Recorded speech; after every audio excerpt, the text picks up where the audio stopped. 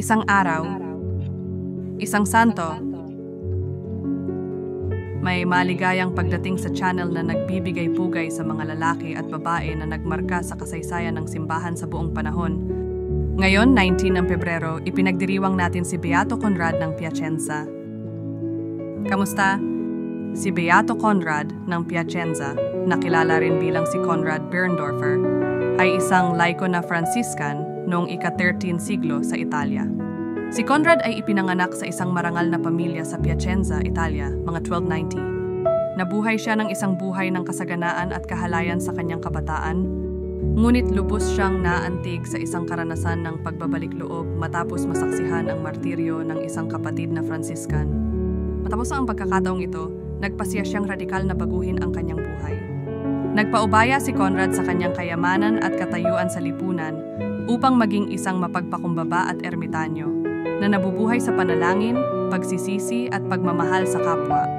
Ipinagkaloob niya ang natitirang bahagi ng kanyang buhay sa paglilingkod sa mga dukha at may sakit, lalo na sa mga ketongin. Kumalat ang kanyang reputasyon ng kabanalan at maraming tao ang lumapit sa kanya para humingi ng patnubay sa espiritual at panalangin. Maraming milagro rin ang kanyang naitalang ginawa, kabilang na ang pagpapagaling sa mga may sakit at proteksyon laban sa mga panganib. Siya ay namatay noong ika-9 ng Pebrero, 1351, sa Noto, Sicilia, kung saan siya ay nagtapos ng kanyang buhay bilang ermitanyo. Ang kanyang libingan ay naging isang lugar ng paglalakbay para sa mga mananampalataya na naghahanap ng kanyang panalangin. Narito ang isang dasal na inialay kay Beato Conrad ng Piacenza. Diyos amang aming, pinasasalamatan namin ang buhay at patutuo ng iyong lingkod.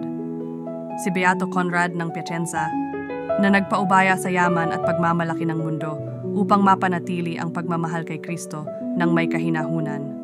Ibigay mo sa amin, sa pamamagitan ng kanyang pagpapamagitan, ang biyaya na mabuhay ng may kababaan, pag-ibig at kahinahunan, at tularan ng kanyang halimbawa ng kabanalan sa aming sariling mga buhay.